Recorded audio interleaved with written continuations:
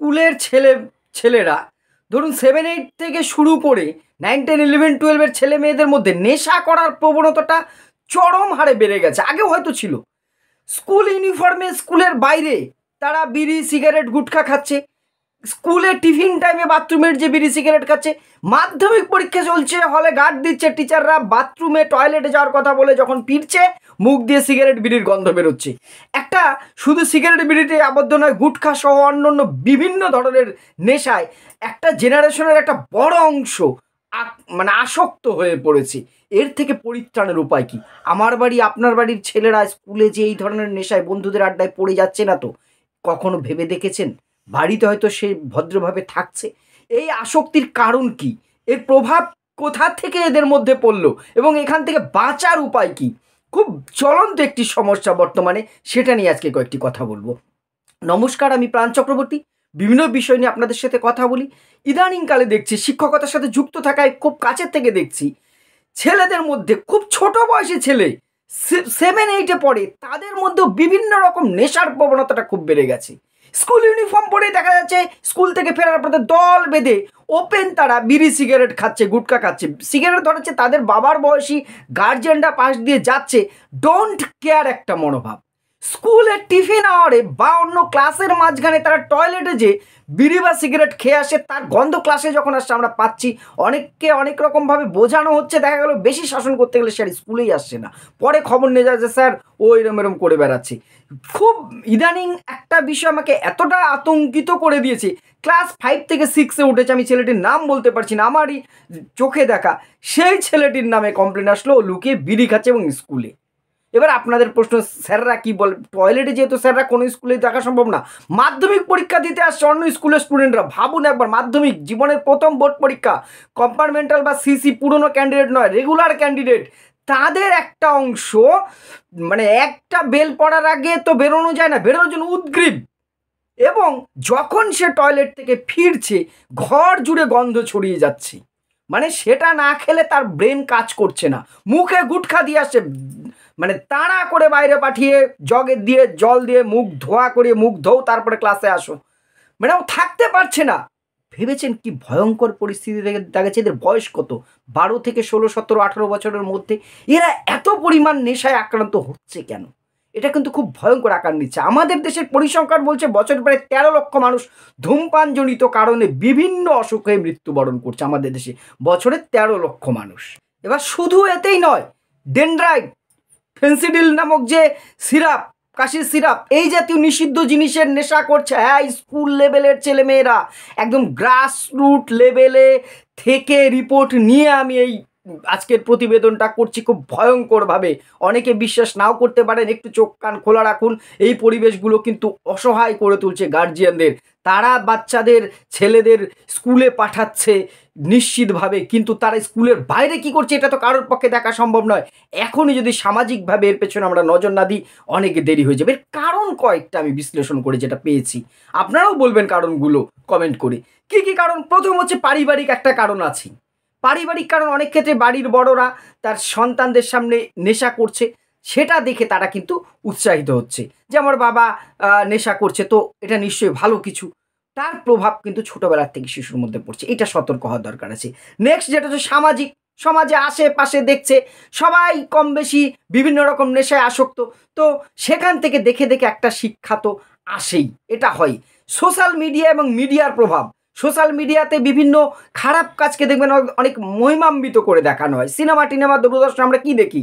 Hero খুব smartly smoke করছে বা অন্য কোনো নেশা করছে, আপনার যে ড্রিঙ্ক করছে, অন্য অন্য কিছু করছে। আমাদের আইকনরা বলো কেশরী বলে, জবা কিশোরী বলে অ্যাডভার্টাইজ করছে এটা সেটা, গুটখা পান মশলার নির্লজ্জভাবে। তার প্রভাব তো আমার সন্তানের ওপর, আপনার সন্তানের ওপর পড়তে বাধ্য। এখন তো আমরা চারদিকে সোশ্যাল মিডিয়ায় ঘিরে আছি, যা দেখছি সেটা পড়ছে। আর একটা যেটা কারণ, বন্ধুদের ঠিক, এই বয়সটাকে বলা হয় গ্যাং এজ। গ্যাং এজ বাল্যকালকে বলে, মোটামুটি আপনার যে ওই 8-10 থেকে 12-13 বছর বয়স পর্যন্ত গ্যাং, এরা একজন বন্ধুদের পাল্লায় পড়ে, এই সময়টা থেকে শুরু হয় কৈশোরকাল, মানে 15, 16, 18 বছর তো কোনো কথাই নেই। এরা বাড়ির কথায় যতটা না প্রভাবিত হয়, এই বয়সের ছেলেমেয়েরা বন্ধুদের কথায় দেখবেন বেশি শোনে। অর্থাৎ একজন যদি এই ফেকের মধ্যে একটা নেশায় আসক্ত হলে, এই খেয়ে দেখে এটা খুব ভালো, দেখি একদিন হোক দুদিন হোক, নেশা তো ওই রকম করতে করতে নেশা আসক্ত হয়ে যাচ্ছে। ডেনড্রাইট কিনে তারা শুকছে প্লাস্টিকের মধ্যে, এটা মারাত্মক একটি নেশা। ভাবা যায় স্কুলের ছেলেরা এটা করছে, বিভিন্ন স্কুলে এই ধরনের ঘটনাগুলো তার স্কুলের ক্যাম্পাসের ভেতর হচ্ছে সেটা নয়, হয়তো হচ্ছেও কিছু ক্ষেত্রে, বাইরে হচ্ছে। আসি যেতে দেখি বিভিন্ন স্কুলের, আমার স্কুলেরও আছে, অন্যান্য স্কুলের ছেলেদেরও দেখি কেউ স্মার্টলি নেশা করছে, কোনো ব্যাপারে নেই। গ্যাংটা এটা কিন্তু মারাত্মক একটা মানসিক চাপ থেকেও ছেলেমেয়েরা করছে। এই পড়াশোনার এত চাপ দিয়ে ফেলছি না আমরা সন্তানদের, স্কুলে সেই 10টা 40 থেকে 4:30, তার সকালে টিউশন, বিকেলেই সেই, তারপরে বাবা মায়েরা আমার ছেলেকে ফার্স্ট হতে হবে, নম্বর বেশি পেতে হবে, এই প্রেশারটা তারা নিতে পারছে না। এই প্রেশারটা বাড়িতে ঢুকলে এই পড়ছিস না কেন, টিউশন এটা সেটা করে প্রেশারটা অনেক ক্ষেত্রে অনেক ছেলেমেয়েরা নিতে পারছে না। এর জন্য কিন্তু আবার পারিবারিক অশান্তি, হিংসা, এগুলোর কারণেও কিন্তু অনেক ছেলেরা এই নেশার দিকে, আর অনেকের ক্ষেত্রে কৌতূহল, কি আছে এতে, বাবা রোজ নেশা করছে, ব্যাপারটা কি, এরা খাচ্ছে কি আছে, কিউরিসিটিস তো আমাদের জাগে, তাই না, বিভিন্ন বিষয়ের প্রতি। এই কিউরিসিটিস বা কৌতূহলের বশেও কিন্তু অনেকে করছে। আর সবচেয়ে যেটা সেটা হচ্ছে সহজলভ্যতা, প্রচণ্ড ইজি ব্যাপারটা। আমাদের দেশে, রাজ্যে বা দেশে কোথাও কোনো রেস্ট্রিকশন আছে? একটা 2 বছর, মানে 3 বছর 4 বছর শিশু যেও যদি দোকানে বলে আমাকে বিড়ি দাও, সিগারেট দাও, দোকানদার দিয়ে দেবে। খাতায় কলমে নিয়ম আছে, আছি কি ঠিক বলছি কথাটা? কোনো রেস্ট্রিকশন আছে? নেই। এই যে স্কুল ইউনিফর্মে তাদের কাছে বিক্রি করা যাবে না, বা এই বয়সী ছেলে মেয়েদের কাছে এগুলো মানে নেশা জাতীয় জিনিস বিক্রি করা যাবে না, খাতায় কলমে হয়তো নিয়ম আছে, বাস্তবে 1% এগুলো মান্য করা হয় না। যার ফলে এগুলো এতটা সহজলভ্য হয়ে গেছে। দেখুন, কেউ কাউকে খুন করবে পিস্তল খুঁজছে, কিন্তু সে মার্কেটে যখন পাবে না, সে কিন্তু এটা পারবে না, কিন্তু কারণ সেটা অ্যাভেলেবেল নয়। কিন্তু নেশার জিনিসটা আমার মনে হলো আমি এক্ষুনি দোকানে পেয়ে যাব, বয়সের কোনো বাধাবাধি নেই, যে কোনো দোকানে পাওয়া যাচ্ছে, অ্যাভেলেবেল। ফলে এটাও একটা বড় কারণ, এটা নিয়ে ভাবনার সময় এসছে। আমি প্রতিকারগুলো আসি, তার আগে এর ফল কি হচ্ছে, এর প্রভাবটা কি পড়ছে? প্রথমত শারীরিক স্বাস্থ্য তো খারাপ হচ্ছেই, বিভিন্ন রকম অসুখ বিসুখ ছোটোবেলার থেকে ভেতর ঝাঁঝরা হয়ে যাচ্ছে। একটা তো সহ্য ক্ষমতা আছে, সেটা কিন্তু দৈহিকভাবে শরীরের অনেক ক্ষতি হচ্ছে, সেটা আমি আপনি সবাই জানি, তার প্রভাবটা কিন্তু হচ্ছে। বেশিরভাগ ছেলেগুলো আনফিট হয়ে যাচ্ছে কেন এখন, বিভিন্ন রকমভাবে ঢুকছে যেন। ইয়ং ছেলে সেই জোশ এনার্জি কোথায়? খুব কম ছেলের আছে দেখি, এটা দিন দিন দিন দিন কোথায় যেন একটা গুটিসুটি মেরে যাচ্ছে। এর কারণটা মানসিক স্বাস্থ্য, মেন্টালি এরা কিন্তু আরও খুব চাপে পড়ে যাচ্ছে। এদের দেখবেন মেজাজ খিটখিটে হয়ে যাচ্ছে, এদের মধ্যে অনেক বেশি হতাশা আসছে। ফার্স্টে এখনকার ছেলে মানে একটু চুন থেকে পান খুঁজলে উফ ও কী হলো, এটা পারলাম না, মানে হতাশ। এরা যে ঘুরে দাঁড়াবে, মুভ অন করবে, সেটা পারছেই না। একাকিত্ব ভুগছে, এরা একা থাকতে পছন্দ করছে, মোবাইলে আসক্তি হয়ে যাচ্ছে। এদের দেখবেন স্মৃতিশক্তি কমে যাচ্ছে, ছেলেমেয়েরা আর সেই স্মরণশক্তি কিন্তু কমছে বেশিরভাগ ছেলে মেয়েদের। মুখস্থ বিদ্যাটা পর্যন্ত এরা করতে পারছে না। এর কারণ তলিয়ে দেখবেন অনেক প্রভাব কিন্তু পড়ছে এদের মধ্যে। আর কি হচ্ছে? পড়াশোনার ক্ষতি তো, স্মৃতিশক্তি, একাকিত্ব, হতাশা, এগুলো আসলে পড়াশোনার প্রভাব তো পড়বেই। এই ছেলেগুলো তো ক্লাসে বসে ও ভাবছে কখন বেরোবো, আমি নেশার জিনিসটা করবো, ওই বন্ধুদের সাথে বিকেলে যে ওখানে খাবো, এই করব সেই করব, এই জিনিসগুলো পড়ছে। অপরাধ প্রবণতা বাড়ছে, হিংস্র হয়েছে। নেশা তো মানুষকে অমানুষ করে দেয়। আমার ভেতরে যে অমানুষটা আছে সেটা জাগিয়ে তুলতে সাহায্য করে, এমন কিছু অবৈধ নেশার ছেলেমেয়েরা করে ফেলছে। সবগুলোর নাম আমি উল্লেখ করছি না, আপনারা জানেন সেটা। আর যেটা কি, চুরি, স্কুল পালানো, এই দুটো খুব বাড়ছে। নেশা করতে গেলে তো পয়সা দরকার। ক্লাস 7, 8, 9, 10 পড়া ছেলের কাছে তত পয়সা থাকে না। তখন সে বাবার পকেট মেরে হোক, মায়ের কাছ থেকে হোক, বা প্রয়োজন অন্য কোথার থেকে হোক, বন্ধুদের কাছ থেকে হোক, টাকা তো আমাকে জোগাড় করতে হবে। সৎ উপায় না হলে অসৎ উপায়। স্কুল পালানোর প্রবণতাটা যে কী হারে বেড়েছে, যে কী ভাইরাস আকার নিয়েছে, গেট সব তালা বন্ধ, কোথা দিয়ে ছেলেরা দেয়াল টপকে, পাঁচিল টপকে পালাচ্ছে। কী করবেন? পরের দিন ধরে তাকে শাসাচ্ছেন, মারার তো অধিকার নেই, কিচ্ছু করা যাচ্ছে না। স্কুল পালাচ্ছে ছেলেমেয়েরায়, অনেকটা ভয়ঙ্কর হিংস্র হয়ে যাচ্ছে কিছু ছেলে মেয়েদের মধ্যে। এটাকে কিন্তু রোধ করতে না পারলে পরিণতি ভয়ঙ্কর হতে যাচ্ছে।